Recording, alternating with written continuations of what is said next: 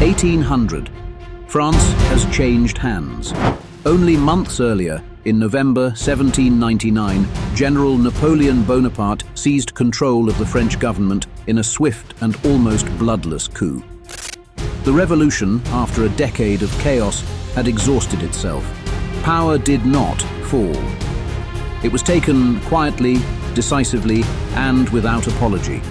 France was now ruled by a First Consul, and his authority rested not on elections, but on victory. Across Europe, this change was watched with suspicion, and with hope that it would fail. For the continent was already at war. The great monarchies of Europe had united in the Second Coalition, determined to crush revolutionary France before it could recover.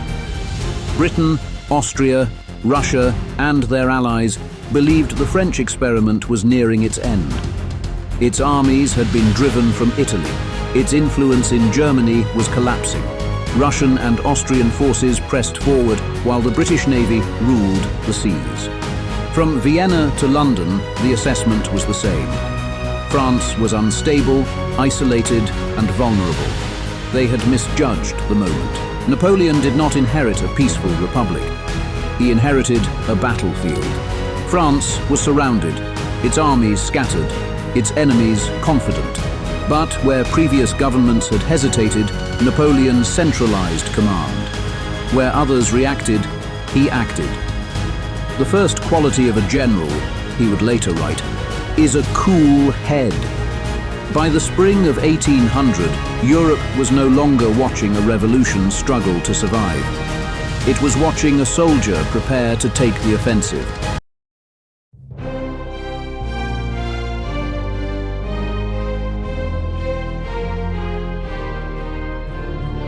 In eastern France, Napoleon assembles what he calls the Army of the Reserve.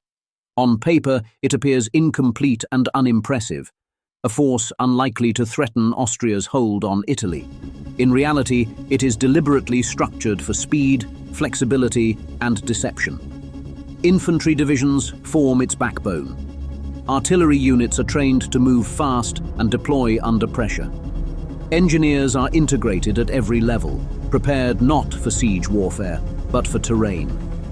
The goal is not confrontation. It is surprise. Austrian intelligence watches the Rhine. Napoleon ensures they keep watching it. In late May 1800, French columns begin their ascent into the Alps. They do not move as a single mass. Napoleon splits the army across multiple passes. The Great Saint Bernard, the Simplon, and lesser-known routes. The decision is calculated. It prevents congestion, hides the scale of the movement, and ensures that no single delay exposes the entire operation. The terrain immediately asserts control. Paths narrow to ledges cut into rock. Snow lies deep even in late spring. Artillery is dismantled and hauled on sledges, dragged upward by teams of soldiers using ropes and pulleys. Horses slip. Wagons are abandoned.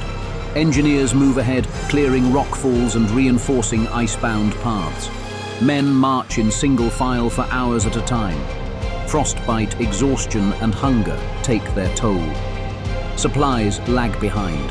Local villages are stripped for food and guides.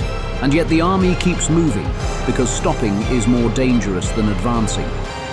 By early June, the impossible has already happened. French columns descend into northern Italy almost simultaneously. They do not arrive broken. They arrive organized, armed, and immediately ready to fight. The campaign does not begin with a battle. It begins with position.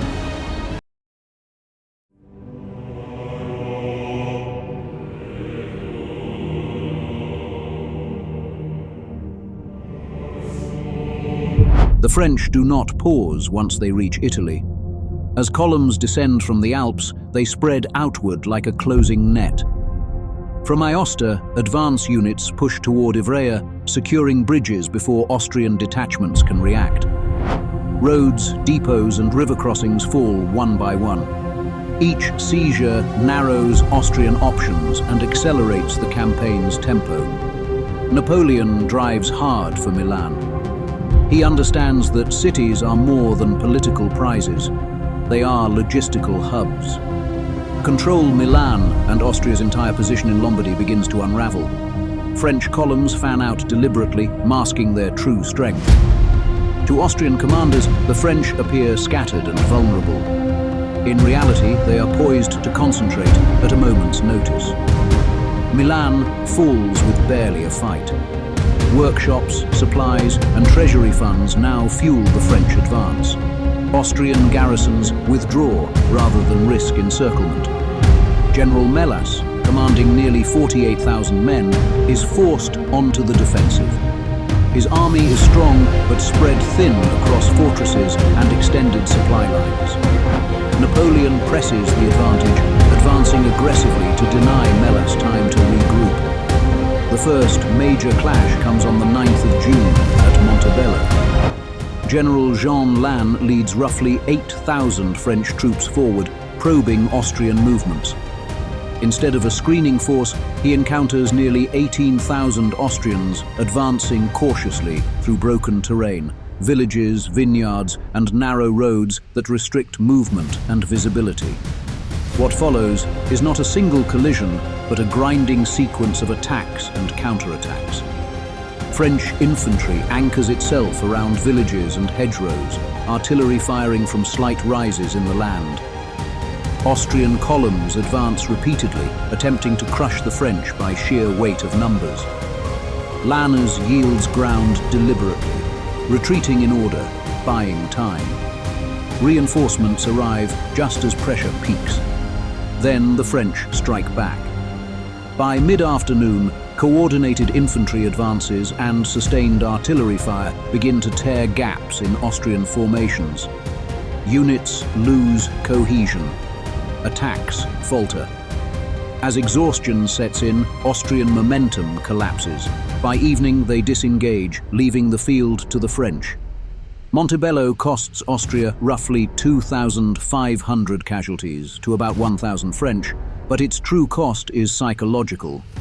Napoleon now knows Melas can be forced into battle and beaten.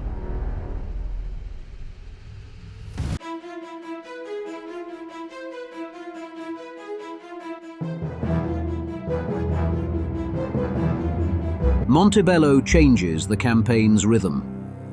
On June 9, 1800, French troops drive back a larger Austrian force, proving that speed and coordination can outweigh numbers. Austrian columns withdraw, shaken. Napoleon now holds the initiative. He pushes forward.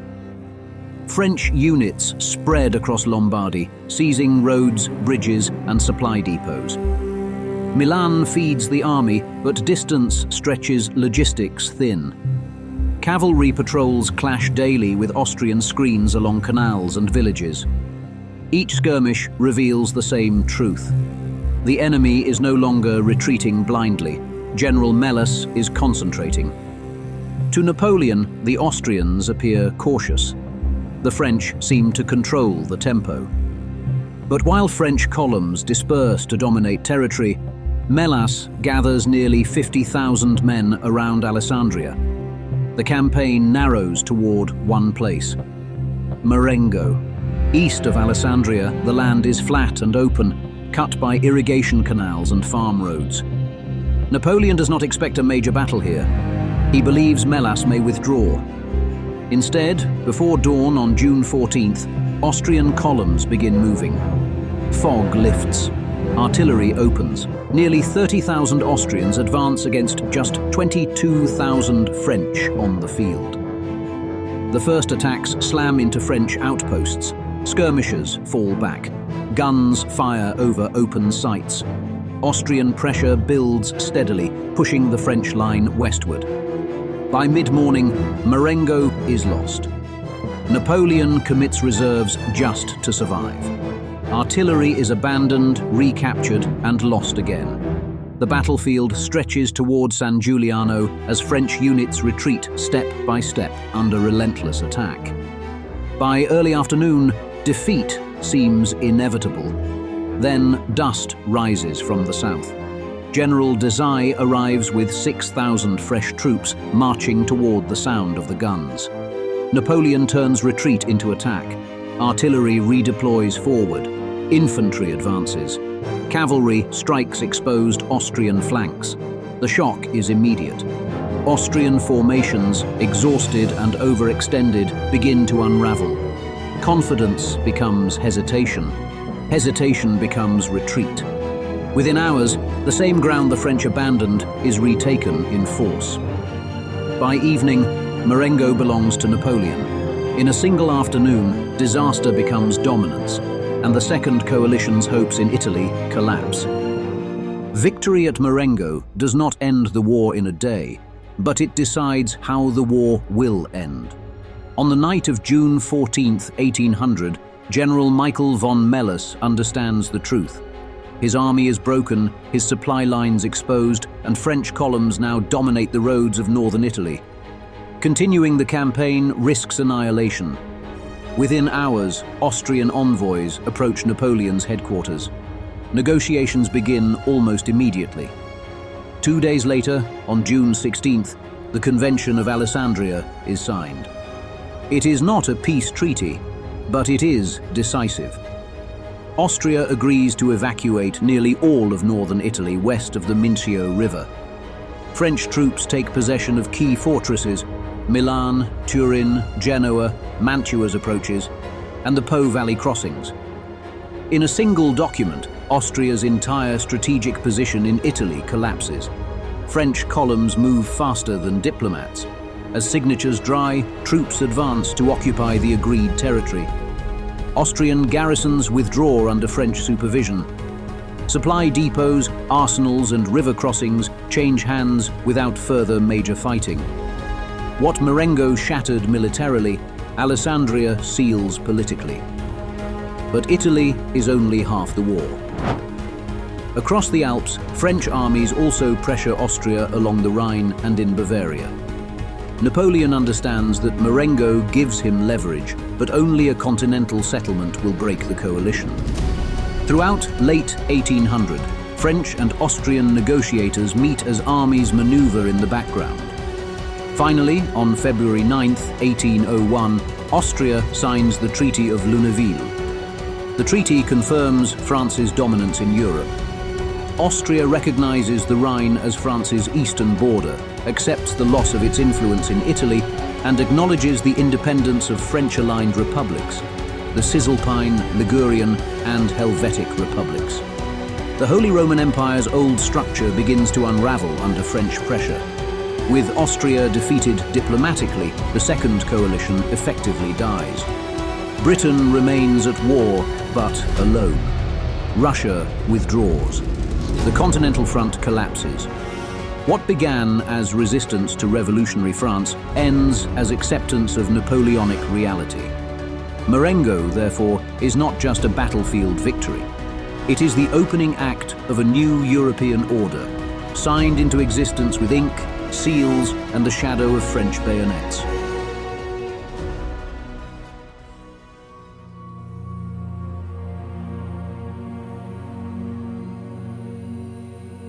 The campaign of 1800 begins in uncertainty. Napoleon seizes power in Paris with promises, not victories. Europe doubts the young First Consul. Austria believes France can be pushed out of Italy. The Second Coalition marches, expecting the Republic to fracture under pressure. Instead, France strikes first. Across the Great St. Bernard Pass, an army appears where no army should exist. Guns are hauled over ice and stone. Columns descend into Lombardy and sever Austria's rear. The war in Italy transforms from a defensive struggle into a race for survival. At Montebello, French reconnaissance becomes domination. At Marengo, hesitation turns into crisis, and crisis into reversal. By evening, Austria's offensive is shattered on the same fields where it believed victory was certain. But battles alone do not end coalitions. They create the conditions for signatures. At Alessandria, Austria abandons northern Italy. At Luneville, it accepts France's continental supremacy. The Rhine becomes a border. French republics become permanent fixtures. The old balance of Europe bends beneath the pressure of one campaign.